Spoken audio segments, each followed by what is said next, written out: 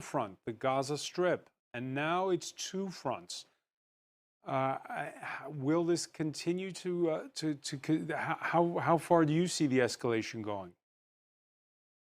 Yeah, thank you again, Francois. Yeah, it's very concerning, to be honest. And I think the Middle East is going into a very dangerous period where we have to have cool-headed people from the international community to put the flame down.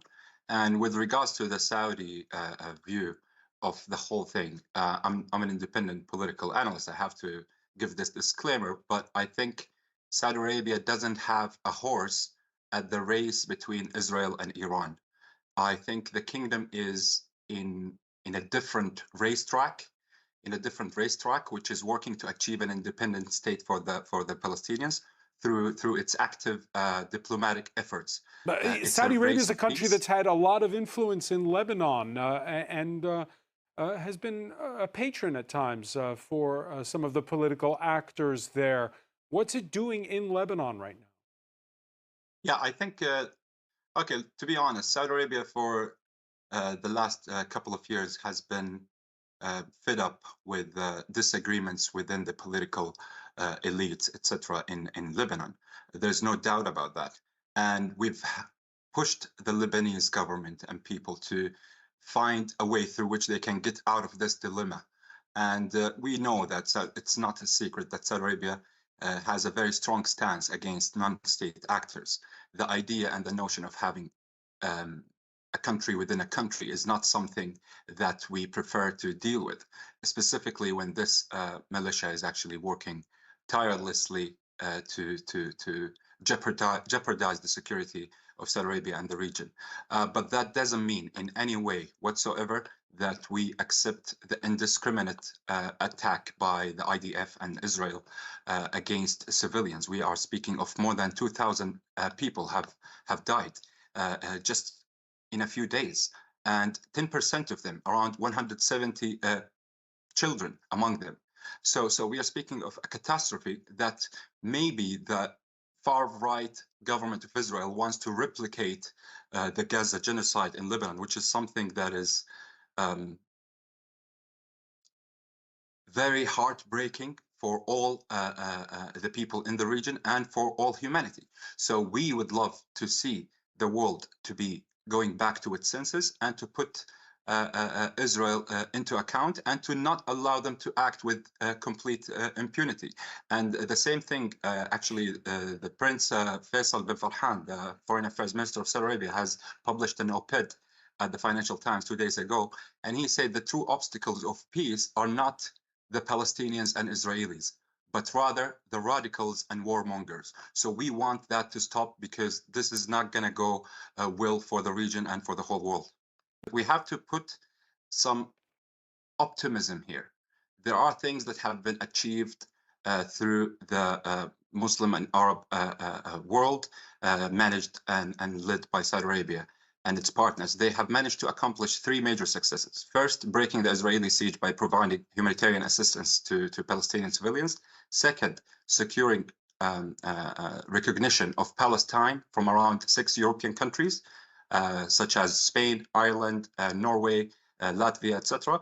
And third, facilitating a seat for Palestine at the United Nations. Some people might see this as symbolic, but not at all. They are actually very meaningful. And to be fair and to be to have some kind of like an equal condemnation, I would say theocracy versus ethnocracy.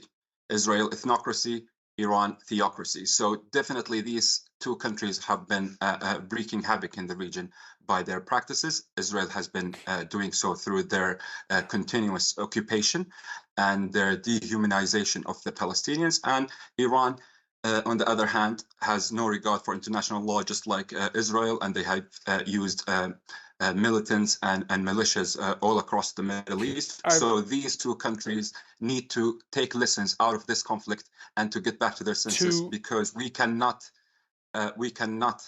entertain the idea of having an all-out war in the Middle East. Whose then President Anwar Sadat made the bold move of traveling to Israel in 1977, just 4 years after the Yom Kippur War. Salman al-Ansari, What if the Saudi crown prince went to Israel, stood next to Benjamin Netanyahu and said, I'll make a deal with you, you recognize Palestine? Wouldn't that be the bold move everyone's waiting for?